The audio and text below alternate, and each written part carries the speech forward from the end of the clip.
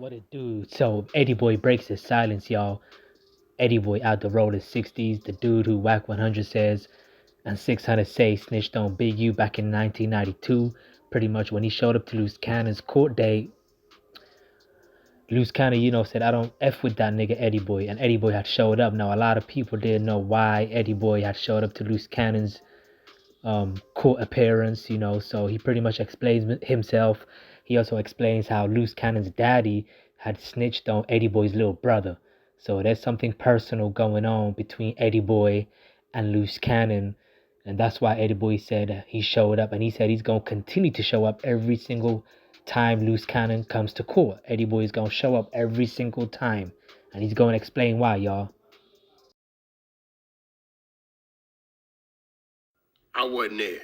Bro, I ain't got that much time. What's cracking? Eddie, quick. I'm on my live, Eddie. I'm just trying to clear everything up, right? From my understanding, when you was in the courtroom, the brother came in there, kind of screamed out what you was doing here. He didn't want you there. We got that from his wife, right? At that point, they told him you had a right to be there. It's open to the public, right? And then they said something about you got escorted to the hallway, or why did you get pulled to the hallway? Where did it go from there? I got pulled to the hallway because this is how it happened when I first went in there. I was the first one in there. So when Luce Cannon stepped in there with the two marshals, he came in there and he was just looking. And then he just started looking, and he told the marshal that I was trying to take his picture, and I was trying to get a video. So the marshals came over to me and said, "Are you recording?" I was like, "Nah." And they said, "Where your phone at?" I said, "In my pocket." So about that time, his wife came in there. So when his wife came in there and three other individuals came up in there, they went to the left. I don't know if it was FBI agents, investigators, I don't know who they was, but they went in there. So he blurted out, "Hey, Eddie Boy, why you in here, cuz? I don't fuck with you on neighborhood crib." So he blurted that out in front of the court, the judge, and everybody else. The judge was there when he said that? Yeah. So then what happened? So what happened after that? They didn't say nothing. They just told him, to chill out, because if I'm not doing nothing, I'm not being disruptive, I can sit up in there because it's open to the public. So after that, I was just sitting there, and like the people to the left, I don't know if she was an agent or nothing like that, but when he said my name, they all got on their phones. And when they got on their phones, she went outside. So when she went outside, she came back in. So they were just watching me. And then I got a text.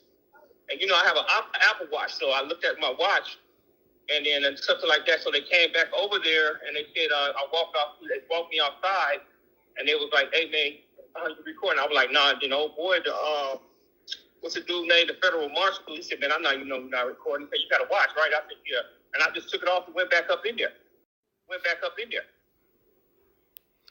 So you mentioned something about they asked if you wanted to file a complaint. Right. On my way up out there, that was when the proceedings was over with. Remember that time we was on Clubhouse? It was me, you, Ghost, and I think Big Chuck.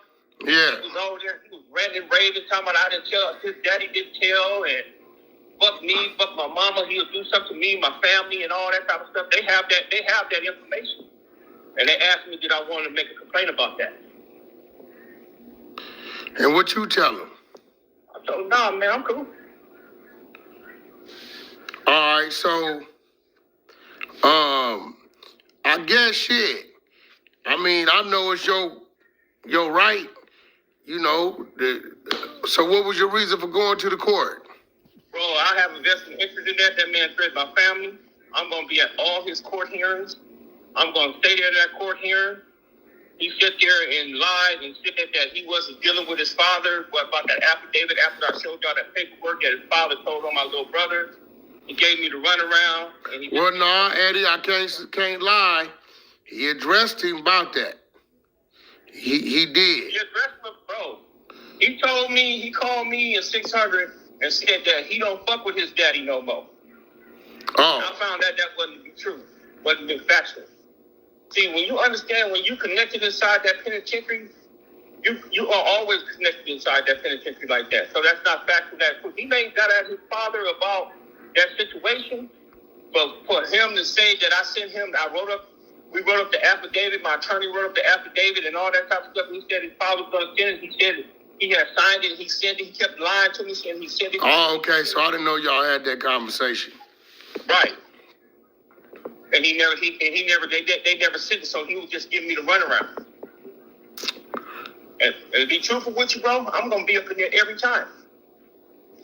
I have a right to do that, and I'm gonna keep on. So you just going to spectate? I'm going to spectate, bro. For sure. Okay.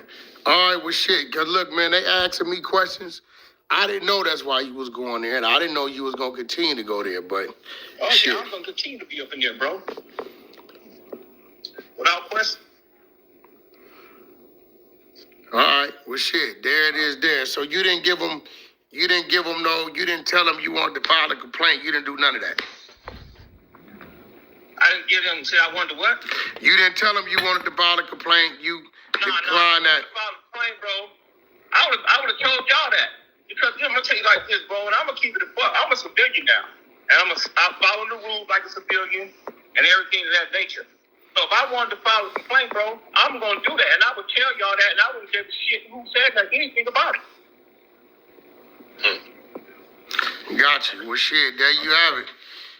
Y'all may call him Eddie Boy, but Eddie Boy said he's a practicing Muslim, and he's a civilian. He's not a gang member.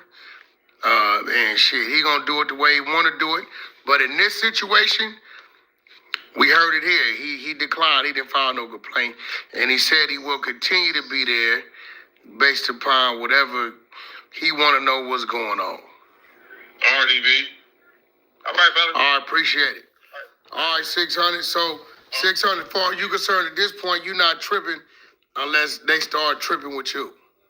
No. I ain't tripping on LUCE, period. So you can tell his IBM dudes, like I told them today, says y'all can run.